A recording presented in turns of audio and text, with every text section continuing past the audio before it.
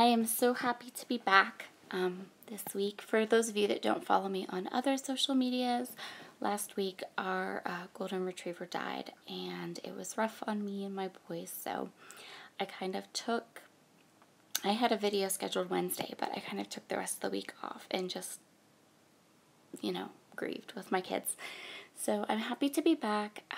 My plan for this week is to have 3 videos up Monday, Wednesday, and Friday, and then try to get back to my scheduling post that I had finally started to be all good with, and which is I really would like to get 5 videos up Monday through Friday, but I have to work myself up to it again because I did take the last week completely off. So this video today is for Memory Lane Scrap, and I am working with the fabulous Echo Park Fashionista collection that you can get in her shop. I'm using this beautiful, beautiful rose stamp that I used on my first project. I am continuing just to stamp it with black ink. I just really like how it looks. This stamp is huge. It's so big, so if you are to purchase one and you want to get a full nice image, a full crisp clean image, you would definitely need some kind of stamp platform to be able to do it. And even with the stamp platform you're going to have to stamp it 3 or 4 times because it's just so big. So I was not looking for perfection here. This is going to be the base of my layout, and I'm going to layer some other things on top of it, so it didn't have to be perfect. This is that gorgeous stripy stencil that is also from the Fashionista collection, and both these items are in the Memory Lane Scrap shop.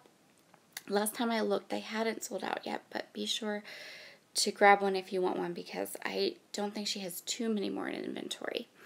But that stripy stencil is just fabulous, and I am using it over the rose stamping with some Distress Oxide Worn Lipstick. The color's worn. Is it worn lipstick? Yeah, it's worn lipstick. Yeah. I also have Tattered Rose, so I had to think about it a second. I am going to be using lots of scraps and leftover bits and bobs from my previous 2 scrapbook layouts. And so this photo I'm going to mat twice. This is of my niece. You guys know how much I love to scrapbook pictures of my nieces.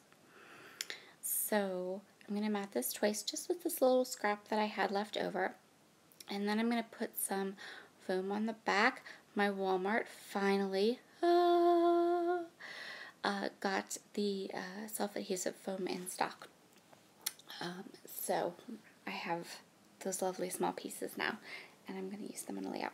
And I had this little scrap and decided I didn't want to waste it, so I'm going to just pop it down below my photo, and it's going to become part of my clusters.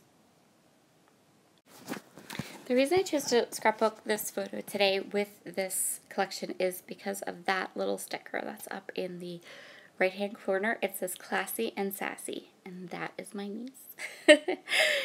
So I am going to go ahead and kind of decide how I want some of these clusters to go. And what I decided to do is I'm going to take this bow paper and I'm going to cut an 8.5 by 11 strip of it. And then I have that little offcut, but I'm going to use both pieces.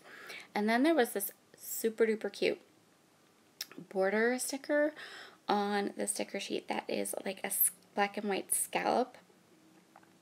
And I thought that it would go really well with the stripes, and they were going the same direction as the stripes that I had placed on my background.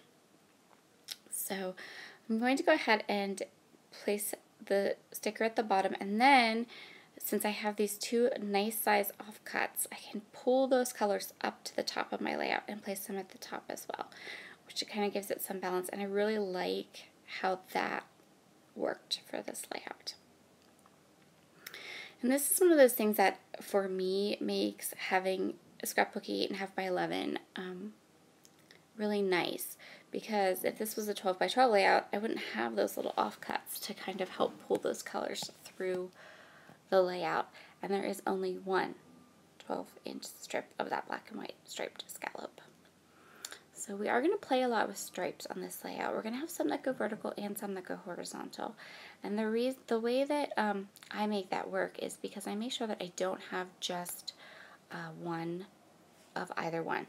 So you'll see I have vertical and horizontal stripes throughout the layout, but they both occur more than once, which helps, which makes them work, I think.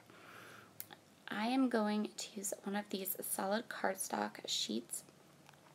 I cut 2 1/4-inch strips, which you can see there, and then I also matted this fabulous die cut up at the top.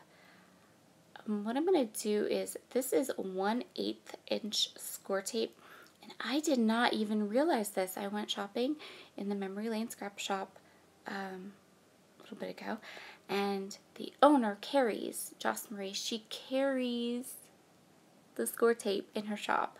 So you can grab rolls of score tape in her shop and save 20% with my code, which is awesome. So that is super fun. And she has lots of other goodies too.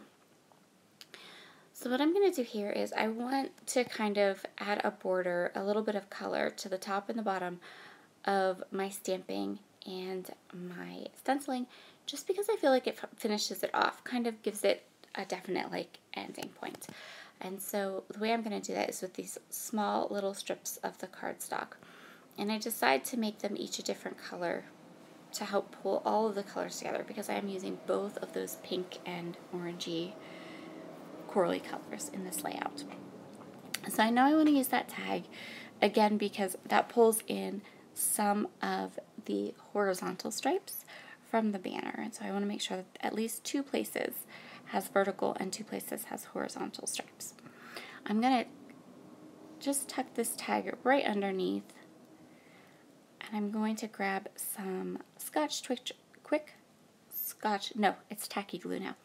Scotch tacky glue, and I'm going to use it to kind of, so that I can make my black and white twine kind of swing around and look pretty. I love to make the twine in my tags look curly and pretty.